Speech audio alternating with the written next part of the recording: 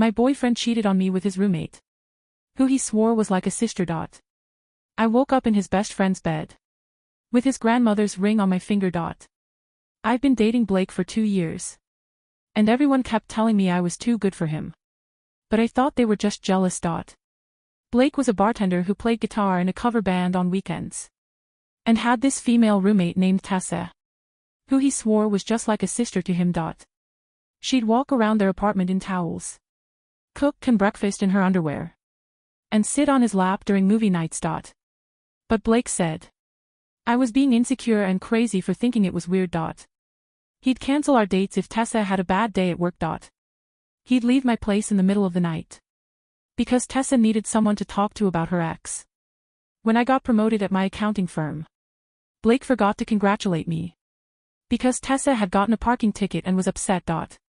But I loved him and thought relationships took work and compromise. His best friend Danny kept trying to tell me Blake wasn't worth it. Danny owned a small construction company, and would always show up when Blake left me stranded. Places like when Blake forgot to pick me up from the airport, because Tessa wanted to go shopping, or when Blake ditched me at his band's show, because Tessa felt sick and did care. Danny would appear with coffee and a ride, never saying anything bad about Blake, but always asking if I was okay. I told Danny to stop worrying about me because Blake and I were solid. Danny just said he'd be around if I needed anything. Blake started getting weird about Danny, saying he was trying to steal me, and that nice guys like Danny were actually the worst, because they pretended to care. I defended Danny, but Blake said I was naive, and Danny definitely wanted to sleep with me. I stopped mentioning when Danny helped me to avoid fights. Last Friday was Blake's band's biggest show yet at this venue downtown. I bought a new outfit and invited my friends to support him. Blake said Tessa would be there too, because she was basically their unofficial manager, whatever that meant. I got there early to get a good spot, and saw Blake's car already in the lot. I went backstage to wish him luck, and found him in the green room with Tessa on top of him, both half-dressed.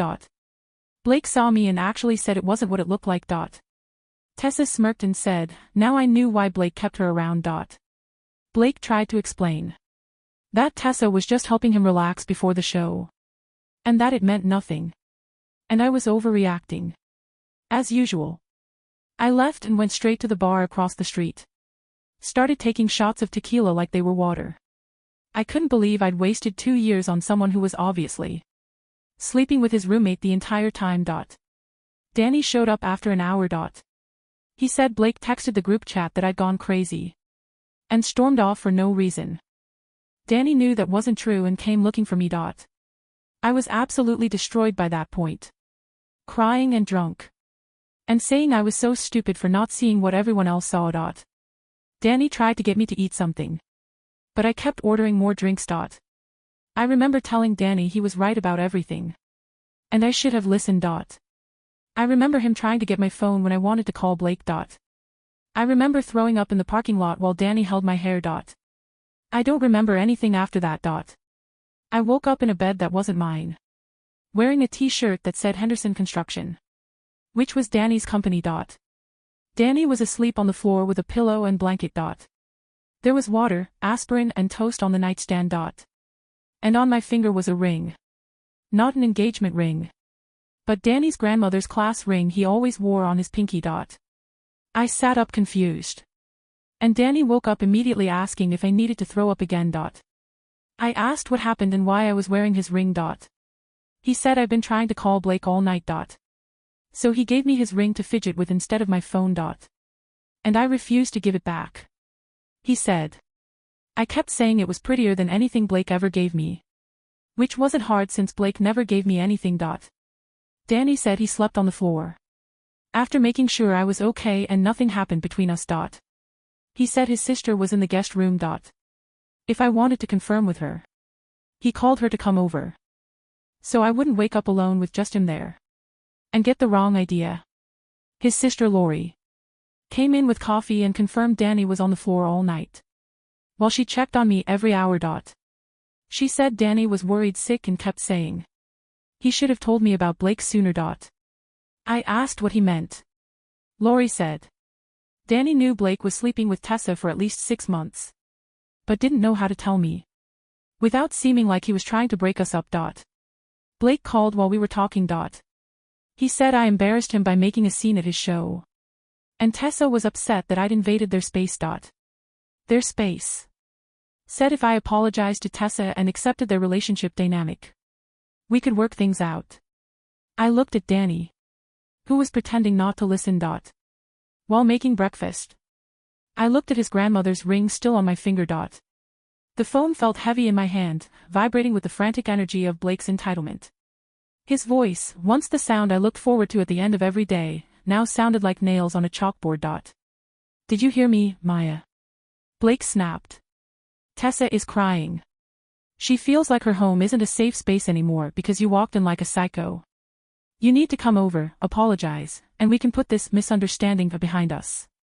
I'm willing to forgive your little public meltdown if you just show some maturity. I looked at the ring on my finger, the heavy gold band with the crest, warm from my own skin. I looked at Danny, who was methodically flipping a pancake, his shoulders tense as he tried to give me space. Blake. I said, my voice surprisingly steady. Yeah. Go to hell. And tell Tessa that if she wants my space so bad, she can have the rest of my clothes that are still in your dresser. In fact, she can use them to mop up the floor, because I'm never stepping foot in that apartment again. You're being hysterical, Blake started, but I hung up.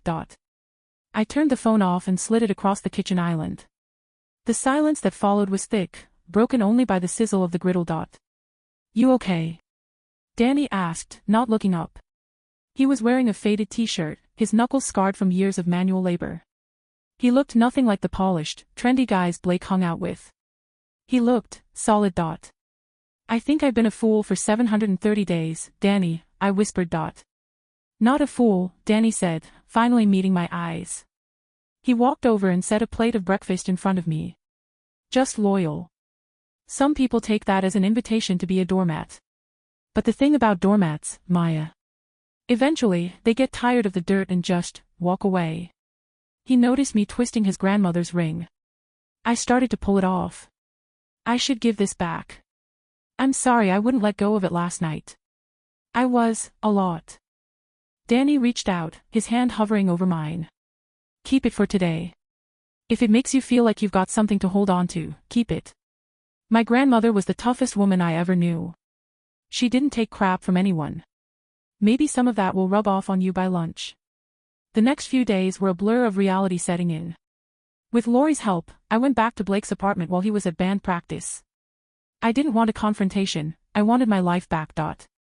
The apartment smelled like stale beer and Tessa's perfume.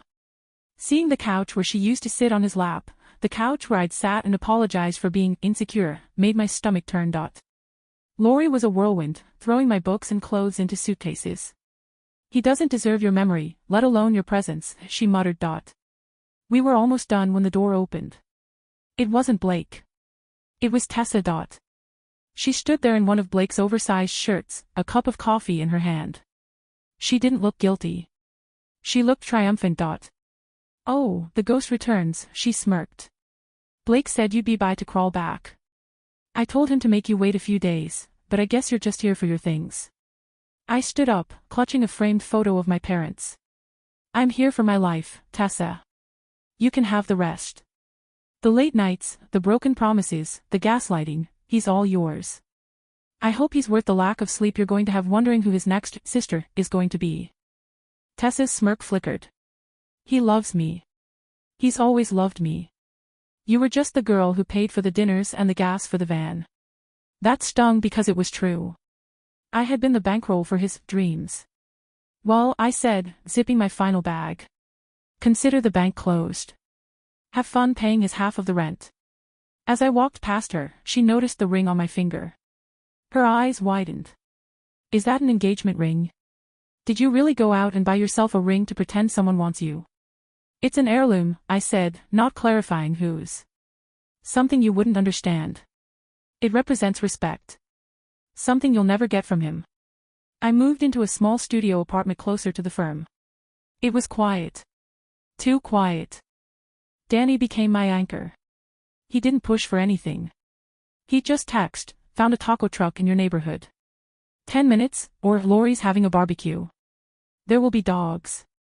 You need dog therapy. One night, 3 weeks later, we were sitting on the tailgate of his truck, watching the sunset over the city skyline. I finally handed him the ring. I think I'm strong enough to stand on my own now, I said. Thank you for letting me borrow her courage. Danny took the ring, but he didn't put it back on his pinky. He held it in his palm, looking at it. You know, when I told you I knew about them for 6 months. I hated myself for it. Every time I saw you cry because he stood you up, I wanted to break his jaw. But I was afraid if I told you, you'd think I was just trying to sabotage him because I wanted you. Did you? I asked, my heart thumping. Want me? Danny looked at me, his expression raw. Maya, I've wanted to be the one picking you up from the airport since the day I met you. But you were his. And I'm a lot of things, but I'm not a thief. You didn't steal me, I said, reaching out to touch his arm. He threw me away. You just caught me. He leaned in, hesitantly, giving me every chance to pull away. When our lips finally met, it wasn't like the fire and drama of Blake. It was like coming home. It was steady, warm, and tasted like honesty. Blake didn't go quietly. A month later, he showed up at my office. He looked terrible, his hair was greasy, and the cool edge he usually had seemed frayed. Maya, please, he said as I walked out to the parking lot. Tessa and I, it's a mess. She's demanding I give up the band to work a real job because we can't afford the rent. She's crazy, Maya. Not like you. You were always so supportive. I wasn't supportive, Blake. I was a victim of my own hope, I said, walking toward my car. I made a mistake.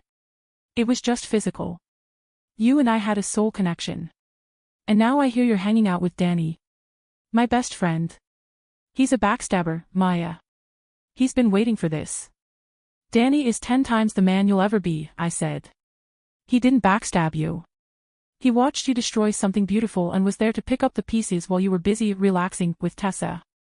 He's a construction worker, Maya. You're a high-level accountant. You're too good for him, everyone said so about me, but it's actually true for him. You're right, I said, opening my car door. I am too good for a lot of things. I'm too good for lies. I'm too good for being second best. And I'm definitely too good for you. 2 months later, the accounting firm was celebrating a massive merger. It was a black tie event at the most expensive hotel in the city. I was nervous, I'd never taken Danny to a formal event.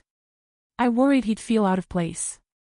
When he showed up at my door in a tailored charcoal suit, his hair neatly cut, I nearly lost my breath. He looked powerful. You look. I started. Uncomfortable, he joked, tugging at his tie. I feel like a penguin. But for you, I'd wear a tutu. At the gala, I saw some of Blake's old friends, the ones who had enabled his behavior. They looked at Danny with surprise. He handled the room with a quiet, blue-collar grace that commanded more respect than Blake's loud-mouthed posturing ever had. Halfway through the night, I saw a familiar face by the bar. It was Blake. He was working, not as a guest, but as a temporary bartender for the catering company. Our eyes met. The rock star was wearing a polyester vest, serving gin and tonics to the people he used to look down on. Tessa was nowhere to be seen. I later heard she'd left him for a guy with a boat the moment the rent check bounced. Danny noticed him too. He put a hand on the small of my back. Do you want to leave? No, I said, squaring my shoulders. I want a drink. We walked up to the bar. Blake's hand shook as he reached for a glass. A sparkling water with lime, please, I said, my voice cool. Blake didn't look up. Maya. I didn't know you'd be here. It's my firm's event, Blake, I said. Danny stepped forward. He didn't say anything aggressive. He just looked at Blake, really looked at him, with a mixture of pity and finality. Take care of yourself, Blake, Danny said softly. We walked away, leaving the ghost of my past behind the bar. As the night wound down, Danny and I walked out onto the balcony overlooking the city. The air was crisp, and the hum of the party was a distant murmur. I have something of yours, I said, reaching into my clutch. I pulled out his grandmother's ring. I'd been keeping it safe. I think it's time it went back to its owner. Danny took the ring. He looked at it, then at me. My grandmother told me that this ring shouldn't be worn by a man forever, he said, his voice low and steady. She said it was meant to be a placeholder. A promise that when you find the person who makes you want to be a better man, you give it to them, not as a fidget toy, but as a bridge. He took my hand. He didn't drop to one knee, that wasn't our style. He just held my hand in the moonlight. I'm not asking you to marry me tonight, Maya. I know you're still healing. I know you're just finding your feet. But I want you to wear this. Not because you're drunk or sad, but because you're mine. And I'm yours. No more sisters, no more lies. Just us. He slid the ring onto my ring finger. It fit perfectly. It's much prettier than anything Blake never gave me, I whispered, echoing the words I'd said that drunken night in his guest room. Danny laughed, a warm, rich sound that filled the space between us. I can do better than a class ring eventually. But for now. For now, I said, leaning into him, it's exactly what I need. I looked out at the city, the lights twinkling like 1,000 possibilities. For 2 years, I thought I was in a love story. But it turns out, that was just the prologue. The real story started with a girl waking up in the right bed, with the right man sleeping on the floor, waiting for her to finally see what she was worth. And as it turned out, I was worth everything.